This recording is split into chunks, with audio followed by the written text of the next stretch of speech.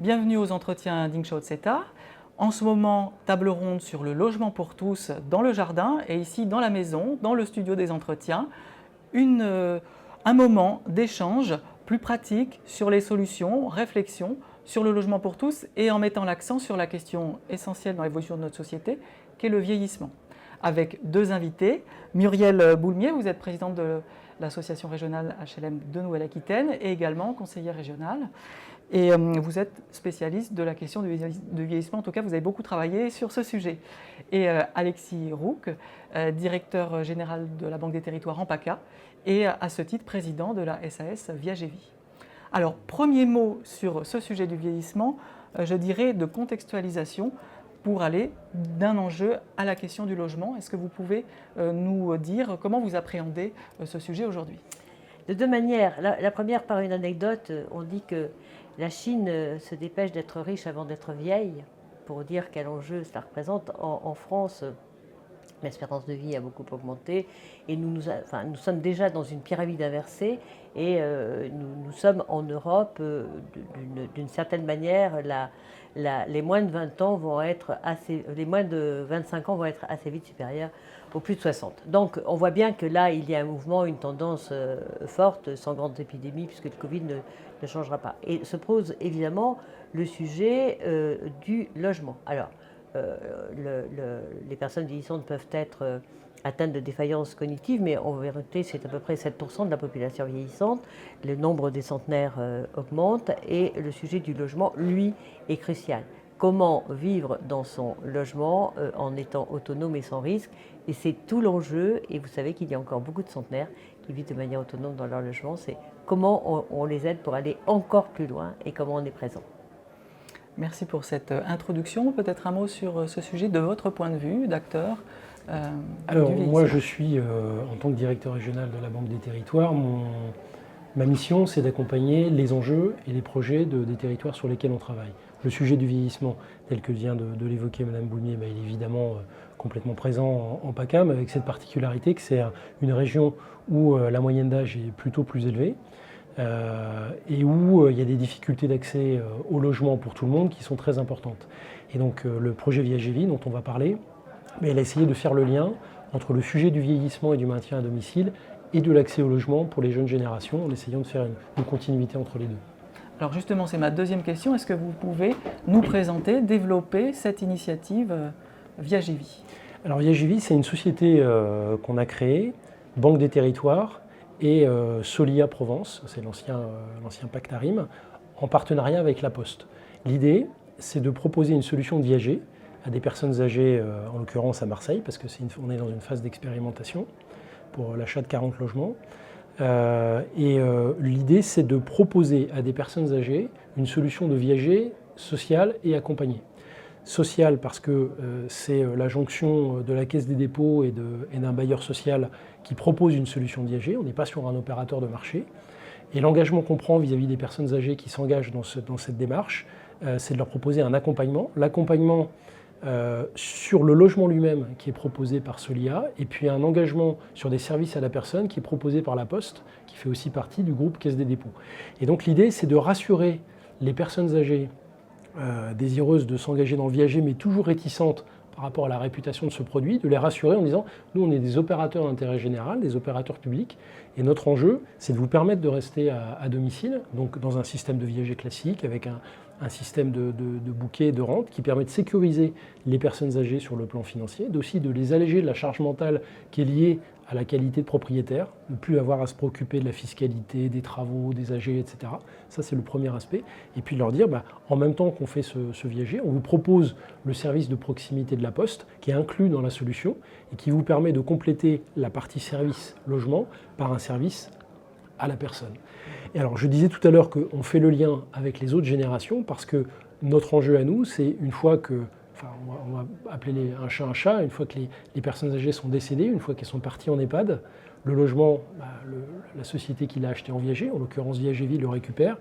Et un des enjeux pour nous, c'est de trouver le bon usage de ces logements en fonction de leurs caractéristiques, de leur localisation, et de permettre d'en faire soit de l'accession sociale à la propriété, soit de le garder dans du locatif, souvent géré par Solia Provence. Donc on est dans une phase d'expérimentation. On a acheté 40 logements aujourd'hui. C'est une solution qui est vraiment plébiscitée par les personnes âgées qui se sont inscrites dans ce dispositif, parce que le caractère d'intérêt général les rassure.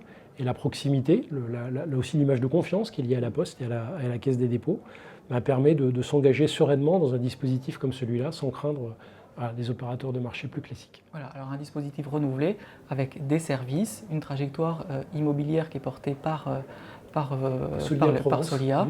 Voilà, toute une infrastructure un peu nouvelle autour de ce classique du viager. Muriel Boumier, peut-être vous voulez réagir sur ce produit ou insister sur présenter une autre initiative. D'abord, je trouve que ce type d'initiative est excessivement intéressant. Moi, j'aurais deux questions et après une réaction, si alors, pourquoi pas. Deux questions. La première, qui paie les services de la Poste, c'est-à-dire qui paie les services d'accompagnement, d'une part. Et la deuxième question, quand vous arrivez en viager libre, le fait vous ne faites pas basculer la propriété parce qu'il est libre. La propriété bascule uniquement quand la personne est décédée. Et donc, comment ça se passe à ce moment-là? Est-ce que le loyer perçu compense la dépense en EHPAD? Alors, première question. Qui était qui paye le service proposé par la Poste. En fait, il y a deux composantes dans les services proposés par la Poste. Il y a une partie de service de base qui est pris en charge par Viager-Vie, ça fait partie de son modèle. Et il y a une partie qui est optionnelle, que la personne âgée peut choisir, qui est à sa charge, mais à sa charge après solvabilisation, en fait, via la rente qu'on lui sert au titre du viager.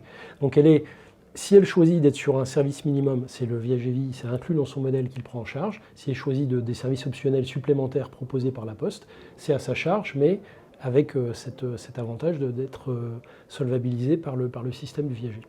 Après, votre question était qu'est-ce qui se passe au moment où la personne, au moment où la personne part en EHPAD. En fait, dans notre système, on continue à servir la rente de la personne, même quand elle est en EHPAD. Avec une majoration, c'est-à-dire que on majore la rente qui lui est versée parce qu'on peut utiliser le logement, on peut le mettre en location, et donc ça génère une ressource pour la société. Troisième question, et je vous promets c'est la dernière, et après ce sera ma réaction. Donc, troisième question, quelles sont les valeurs moyennes des biens des 40 viagers que vous avez achetés? Alors c'est très disparate en fait, parce que le premier enseignement qu'on retient de Viager-Vie, c'est le caractère extraordinairement diversifié des situations des personnes âgées. C'est juste des personnes comme nous, mais qu'on vieillit. Et donc on a des personnes seules, on a des personnes en couple, on a des personnes toujours propriétaires évidemment, mais parfois avec des crédits encore à payer, parfois avec des ressources mensuelles qui sont significatives, bonne retraite, parfois pas du tout, parfois avec de la famille, parfois sans famille. Avec des logements qui sont dans Marseille, et Marseille c'est un marché locatif qui est extrêmement diversifié en fait. On a ce qu'on appelle des pépites qui nous permettront de jouer sur la plus-value et d'améliorer le modèle de Viager-Vie. Et puis inversement, on a des logements sur lesquels il y a besoin de refaire des travaux, non seulement pour maintenir les personnes à domicile, mais aussi pour avoir un logement de qualité. Donc en fait, il n'y a pas de réponse unique à votre question. On s'était fixé en fait dans le modèle, on s'était fixé une ventilation respective de logements avec un prix au mètre carré plutôt faible dans des quartiers qui étaient des quartiers un peu défavorisés de Marseille, un quantum de logements classiques et puis un quantum de pépites. Donc on essaye de rester sur cet équilibre, cette diversification du modèle, et en fait on n'a pas de mal à les trouver parce que, encore une fois, on est devant des situations individuelles qui sont extrêmement diversifiées. Alors voilà votre réaction. Alors ma réaction, comme je le disais il y a un instant, évidemment toutes ces initiatives sont intéressantes, mais ce que nous voyons là, vous avez commencé par démographie, vieillissement. Oui, alors PACA est une région vieille, la Nouvelle-Aquitaine est la deuxième région la plus vieille de France, puisque nous avons absorbé le Limousin qui était de loin la plus vieille de France. Donc on se rend compte que ce désarroi-là existe aussi dans les territoires dits détendus. Et il se trouve que j'avais eu une mission, après mes missions ministérielles, j'avais eu une mission sur le viager HLM parce que ça nous trottait à tous dans la tête quand même. Et donc nous avons fait ça avec le Conseil supérieur du notariat, avec la CDC, avec un groupe d'actuaires, etc., etc. Et alors, nous nous étions rendus compte que quand nous sortions des territoires tendus comme Marseille l'est, que nous allions vers des territoires plus souples en demande, nous avions deux difficultés. La première, c'est que nous arrivions à une valeur négative du bien, c'est-à-dire que le bien au viager, si on veut faire des travaux pour l'adapter, etc., devient une valeur négative, que nous avions dans ces cas-là une méfiance, évidemment, des héritiers lorsqu'ils existent, et que vous savez que la personne qui en viager est considérée comme un consommateur au niveau de la loi européenne, et donc il fallait faire ça. Et donc non, je vois bien que votre initiative est encore une fois excellente, mais que nous n'avons pas malheureusement trouvé de solution pour amener des initiatives comme celle-là dans des territoires où les maisons existent, l'arrière-Pays Basque par exemple, et où les personnes âgées sont en difficulté et où on n'a pas trouvé le modèle économique pour les servir. Donc oui à votre initiative, oui à le développer ailleurs. Voilà, développer, pas immédiat, pas évident, mais en tout cas intéressant. Vous travaillez alors sur quoi Alors nous sur le vieillissement. Évidemment, nous avons... Région bien placée aussi, comme vous pas l'avez voilà. indiqué. Donc au sein de l'UR, nous avons monté un service vieillissement, évidemment, et nous sommes très à l'écoute des initiatives, etc. Mais les initiatives de l'adaptation, honnêtement, on y arrive. La difficulté, c'est comment sortir une personne âgée du risque. Parce que elle est en risque. Évidemment, moi je me souviens, ma vieille maman me disait ma voisine est vieille, elle avait simplement 10 ans de moins. Vous voyez, donc le déni de vieillesse c'est quelque chose d'important et le risque ne rentre pas dans l'esprit de la personne qui est vieillie.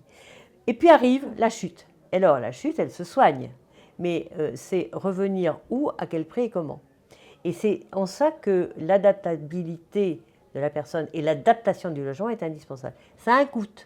Alors, ça a un coût, évidemment, bon bref, mais c'est comment nous, bailleurs sociaux, ou partenaires des bailleurs sociaux, nous arrivons à rentrer dans cette logique-là, dans des territoires où ce risque existe, où la proximité de l'accès aux soins n'existe plus, malheureusement, et nous sommes là dans des situations parfois excessivement difficiles. C'est ça l'enjeu, et c'est là-dessus que nous essayons de travailler.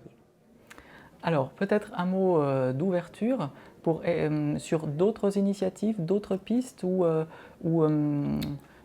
des attentes en termes d'évolution, par exemple législative, par rapport à ce sujet. Non, l'enjeu c'est l'industrialiser en fait. Aujourd'hui, on est dans une phase expérimentale. Encore une fois, on en a acheté 40, on est dans un objectif d'en acheter 100. L'industrialiser, ça veut dire pouvoir assurer dans la continuité l'intervention de la Caisse, de Solia et de la Poste, mais ça veut dire aussi trouver des investisseurs qui sont intéressés par cette solution. Et on investigue notamment tout le champ de l'assurance et des mutuelles, parce qu'en fait, Viagévis, c'est une solution de maintien à domicile, fondamentalement. L'idée, c'est de permettre aux gens, à la fois, permettre aux personnes âgées, à la fois parce qu'on fait des travaux chez elles, et parce qu'on les accompagne, et c'est ça qui est la clé, en fait, c'est d'assurer la proximité, pas l'intrusion, mais d'assurer la proximité, l'accompagnement, qui permet de sécuriser les personnes âgées, de les garder chez elles au maximum, et de retarder le départ en EHPAD. Et notre enjeu aujourd'hui, c'est de réussir à intéresser des investisseurs dans le champ de l'économie sociale et solidaire pour nous accompagner dans le développement de cette solution qui restera, du fait des caractéristiques du viager, qui restera de toute façon une solution de zone tendue. Ça, mécaniquement, c'est quand même là qu'on a le plus de facilité pour le faire. Et puis aussi parce que vous avez la proximité, pour le service à la Poste, c'est beaucoup plus facile d'avoir des gens qui sont dans quelques arrondissements marseillais plutôt que dispersés sur une métropole qui fait 92 communes, ne serait-ce que pour parler de la métropole d'Aix-Marseille. Donc l'enjeu aujourd'hui pour nous, c'est une fois qu'on a validé ce modèle, et vraiment on le valide parce qu'on voit bien, notre premier indicateur c'est la satisfaction des personnes âgées qui l'ont cédé. Elles sont rassurées, on a créé une vraie communauté de personnes autour de ce projet. Donc on est rassuré sur sa validité et sa pertinence. Il faut qu'on réussisse à le développer. Et pour le développer, il faut trouver d'autres investisseurs que la Caisse des dépôts et Solia, parce que nous, notre énergie n'y suffira pas. Bien sûr. Merci pour cette ouverture, donc les suites à attendre de votre initiative. En région Nouvelle-Aquitaine, peut-être un exemple concret qui vous tient particulièrement à cœur? pas d'exemple concret parce qu'il y a beaucoup d'initiatives, et puis parce que nous avons un spécialiste du vieillissement qui s'appelle Logévie. Mais surtout, moi, ce que je voudrais dire, c'est imaginons une société sans personnes âgées. Quid des associations, quid des engagements, des gardes d'enfants, de petits-enfants. Et je crois que peut-être que ce que nous avons, nous, à faire collectivement, c'est d'éviter une guerre des âges, parce qu'elle serait malvenue et que les âges sont complémentaires et qu'il ne faut pas reléguer le vieillissement comme une contrainte ou une pesanteur. Merci à vous deux pour ce débat. On peut conclure sur l'accompagnement, la proximité des personnes âgées, mais elles aussi sont des ressources pour notre société. Exactement. Et il faut penser les deux bien coordonnés. Merci de nous avoir suivis pour ce débat. Merci à vous. Merci.